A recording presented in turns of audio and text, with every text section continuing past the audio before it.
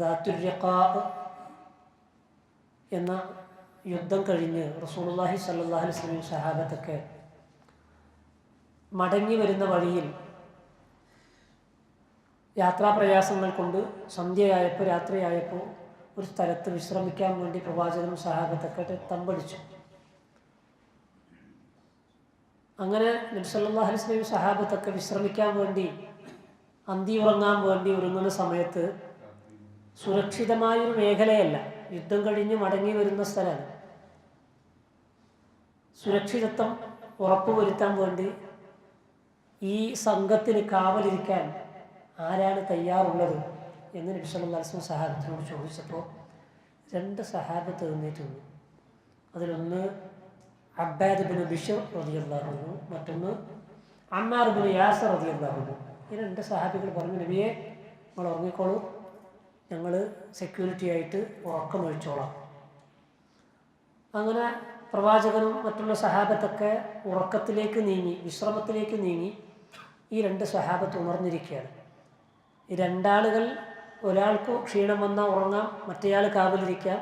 അയാളുടെ ക്ഷീണം മാറിയാൽ ആദ്യം നിന്ന ആൾക്ക് ക്ഷീണം മാറ്റാം, മറ്റേയാൾ നിൽക്കാം. ആ നിലക്ക് ഒരു അണ്ടർസ്റ്റാൻഡിങ്ങിലാണ് അവർ കാവലിരിക്കുന്നത്. അപ്പോൾ ഉടനെ അബ്ബാദ് ബിൻ ബിശ്ർ റളിയല്ലാഹു അൻഹു പറഞ്ഞു, അമ്മാറെ നീ ഒരല്പം വിശ്രമിക്കും, ഞാൻ ആദ്യം കാവലിരിക്കാം, പിന്നീട് ഞാൻ വിശ്രമിക്കാം, നിനക്ക് കാവലിരിക്കാം. ആ നിനക്ക് അമ്മാർ ബിൻ യാസർ റളിയല്ലാഹു അൻഹു കാവലിരിക്കുന്ന സ്ഥലത്ത് വെച്ച് വിശ്രമത്തിലേക്ക് നീങ്ങി. അബ്ബാദ് ബിൻ ബിശ്ർ റളിയല്ലാഹു അൻഹു ആ സംഘത്തിന് ഇങ്ങനെ കാവലിരിക്കുകയാണ് ഒറ്റക്ക്. രാത്രിയിൽ എല്ലാവരും ഉറങ്ങുന്ന സമയത്ത് ഉണർന്നിരിക്കുകയാണ്. അദ്ദേഹത്തിൻ്റെ അസ്വസ്ഥത അനുഭവപ്പെടുകയാണ്. ഒറ്റയ്ക്കിരിക്കുമ്പോഴും മാനസികമായ ഒരു അസ്വസ്ഥത ഉണ്ടാവുമല്ലോ. അതിനൊരു പരിഹാരം, നമ്മളെ ഭാഷയിൽ പറഞ്ഞാൽ ബോറടിക്കും, ഒറ്റയ്ക്കിരിക്കും. ബോറടി മാറ്റാൻ വേണ്ടി അദ്ദേഹം ചെയ്തെന്താ പറയുക, നിസ്കരിക്കാൻ വേണ്ടി തുടങ്ങി. രാത്രി സമയമാണ്, ഏകാന്തത കിട്ടും. അദ്ദേഹം നമസ്കാരത്തിലേക്ക് പ്രവേശിച്ചു. ഈ സമയത്ത് ഈ യുദ്ധത്തിൽ ശത്രുഭാഗത്തു നിന്നൊരു സ്ത്രീക്ക് പരിക്കേറ്റിരുന്നു. ശത്രു സൈന്യത്തിലുണ്ടായിരുന്ന ഒരാളുടെ ഭാര്യയ്ക്ക് പരിക്കേറ്റിരുന്നു. അദ്ദേഹത്തിനത് ഉൾക്കൊള്ളാൻ കഴിഞ്ഞില്ല.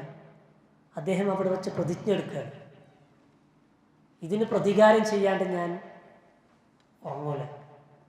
ആ പ്രതികാരം തീരുമാനിച്ച് പ്രതികാരം വീട്ടാനുള്ള വാഞ്ഛയുമായി അതിന് തയ്യാറെടുത്തുകൊണ്ടാണ് അദ്ദേഹം ഈ മുസ്ലിം സഹാബത്തും പ്രവാചകനും സല്ലല്ലാഹു അലൈഹി വസല്ലമയുടെ സംഘം നീങ്ങിയ ആധാറുകൾ, അടയാളങ്ങൾ അന്വേഷിച്ചുകൊണ്ട് പിന്നാലെ വരുന്നത്, ഇവരെ ഫോളോ ചെയ്തുകൊണ്ട്. അങ്ങനെ വന്ന് നബി സല്ലല്ലാഹു അലൈഹി വസല്ലം സഹാബത്തൊക്കെ വിശ്രമിക്കുന്ന സ്ഥലത്തേക്ക് അദ്ദേഹം എത്തുകയാണ്. അവരെ കണ്ടെത്തുകയാണ്. അങ്ങനെ അദ്ദേഹം സൂക്ഷിച്ചു നോക്കിയപ്പോൾ കാവലിരിക്കാൻ വേണ്ടി 2 ആളുകൾ മാറി നിൽക്കുന്നു. അതിൽ ഒരാൾ വിശ്രമിക്കുന്നു, മറ്റേയാൾ നമസ്കരിച്ചുകൊണ്ടിരിക്കുന്നു. അറ്റാക്ക് ചെയ്യാൻ പറ്റിയ സാഹചര്യമാണ്.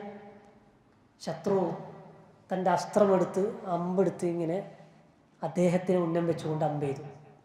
ആ അമ്പ് നേരെ വന്ന് തറക്കണത് അബ്ബാദ് ബിൻ ബിശ്ർ റളിയല്ലാഹു അൻഹുവിൻ്റെ ശരീരത്തിലാണ്, പള്ളയിലാണ്. അദ്ദേഹം നമസ്കരിച്ചുകൊണ്ടിരിക്കുകയാണ്. ശരീരത്തിലേക്ക് ആഴ്ന്നു കയറിയ അമ്പിനെ നിസ്കാരത്തിൻ്റെ ഇടയിൽ വെച്ച് അദ്ദേഹം വലിച്ചിട്ട് താഴെയിടാണ്. ഈ അമ്പ് കയറുക, ഇറങ്ങുക എന്നൊക്കെ പറയുമ്പോൾ ഒരു സൂചി കയറുന്ന പോലെയല്ല. അതിൻ്റെ രൂപം നമുക്കറിയാം. അകത്തോട്ടേക്കും ഷാർപ്പാണ്, പുറത്തോട്ടേക്കും ഷാർപ്പാണ്. ഉള്ളിലേക്ക് പോയത് തിരിച്ചു വരുമ്പോൾ ഉള്ളിലുള്ള എന്തെങ്കിലും കൊണ്ടുവരും. അതിങ്ങനെ വലിച്ചിട്ട് പുറത്തിട്ടു. രക്തം ഒഴുകാൻ തുടങ്ങി ശരീരത്തിൽ. പക്ഷെ നിസ്കാരത്തിക്കുന്ന അബ്ബാദ് ബിൻ ബിശ്റിനൊരു കുലുക്കുമില്ല, അദ്ദേഹം നിസ്കാരത്തിലാണ്. അടുത്തമ്പ് ചെയ്തു, അതും ശരീരത്തിൽ തറച്ചു.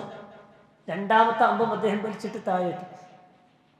3ാമത്തെ അസ്ത്രം ചെയ്തു, അതും ശരീരത്തിൽ തറച്ചു, അതും അദ്ദേഹം വലിച്ചിട്ട് താഴെയിട്ടു. രക്തത്തിൽ കുളിച്ച അവസ്ഥയിലാണ് അദ്ദേഹം നമസ്കാരം പൂർത്തിയാക്കുന്നത്.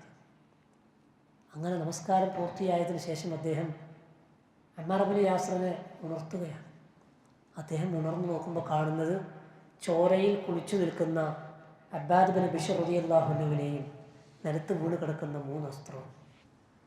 ഇത് കണ്ടിട്ട് അദ്ദേഹം ചോദിക്കുകയാണ്, 1ാമത്തെ അസ്ത്രം അങ്ങയുടെ ശരീരത്തിലേക്ക് തറച്ച സമയത്ത് എന്തുകൊണ്ട് ഒന്ന് ഉണർത്തിയില്ല? എന്നെ ഒന്ന് ഉണർത്താമായിരുന്നില്ലേ ആദ്യത്തെ അമ്പ് തറച്ചപ്പോൾ തന്നെ. അത് പറഞ്ഞപ്പോൾ അദ്ദേഹം പറയുന്ന ഒരു വാചകമുണ്ട്, കുന്തു ഫീ സൂറത്തിൻ അഖറഉഹ, ഞാനൊരു സൂറത്ത് ഇങ്ങനെ പാരായണം ചെയ്തുകൊണ്ട് ഇരിക്കുകയായിരുന്നു നിസ്കാരത്തിൽ. സൂറത്തുൽ കഹഫ്, സൂറത്തുൽ കഹഫ് ഓതിയിട്ടാണ് ഞാൻ നിസ്കരിച്ചുകൊണ്ടിരിക്കുന്നത്. ആ സൂറത്തിനെ ഇടക്ക് വെച്ച് മുറിക്കാൻ എനിക്ക് മനസ്സ് വന്നില്ല. ഞാനതിങ്ങനെ ആസ്വദിക്കുകയായിരുന്നു നിസ്കാരത്തിൽ. അതെനിക്ക് ഇടയിൽ കട്ട് ചെയ്യാൻ ഞാൻ വെറുത്തു. അത് പൂർത്തിയാകട്ടെ എന്ന നിലക്ക് ഞാൻ അത് ആസ്വദിച്ച് നിസ്കരിച്ച് തീർന്നിട്ട് ബിരിയാണി കഴിച്ചുകൊണ്ടൊക്കെ ഒരാൾ വന്നിട്ട് വിളിക്കുകയാണ്, അത്യാവശ്യം പോകണ്ട്. അത് നമ്മൾ ഉപേക്ഷിച്ച് പോകില്ല, നമ്മൾ ആസ്വദിച്ച് കഴിച്ചുകൊണ്ടിരിക്കുകയാണ്. 5 മിനിറ്റ് കേട്ടോ, ഞാൻ ഇതൊന്ന് പൂർത്തിയാകട്ടെ എന്ന് പറഞ്ഞ് നമ്മളത് കഴിച്ച് പൂർത്തിയാക്കിയിട്ട് നമ്മൾ അവിടുന്ന് പോകും. ഇത് മരണം മുഖാമുഖം കാണുന്നൊരു സന്ദർഭമാണ്. ശത്രുവിൻ്റെ അമ്പിങ്ങനെ തുരുതുരാ ശരീരത്തിലേക്ക് ആഞ്ഞു വന്ന് കൊണ്ടിരിക്കുകയാണ്, ശരീരത്തിൽ തറച്ചുകൊണ്ടിരിക്കുകയാണ്. പക്ഷേ അതൊന്നും അദ്ദേഹത്തിന് പ്രശ്നമല്ല. അദ്ദേഹത്തിന് പ്രശ്നം എന്താണ്? നിസ്കാരം ഇടയ്ക്ക് വെച്ച് കട്ട് ചെയ്യണത്, ഓതിക്കൊണ്ടിരിക്കുന്ന സൂറത്ത് ഇടയ്ക്ക് വെച്ച് മുറിക്കുന്നതാണ് അദ്ദേഹത്തിന് വലിയ പ്രയാസം. അതുകൊണ്ടത് പൂർത്തിയാക്കിയത്. ഇതൊരു സാങ്കല്പിക കഥയല്ലേ? ഇത് സ്വഹാബത്തിൻ്റെ ജീവിതത്തിൽ നടന്ന സംഭവമാണ്. ആലോചിച്ച് നോക്കിയേ, അവരുടെയൊക്കെ നമസ്കാരത്തിൻ്റെ ആസ്വാദനം എത്രമാത്രമായിരിക്കും. നമസ്കാരം എന്നത് എത്ര അനുഭൂതിയോടുകൂടി നിർവഹിച്ചിട്ടുണ്ടാകണം.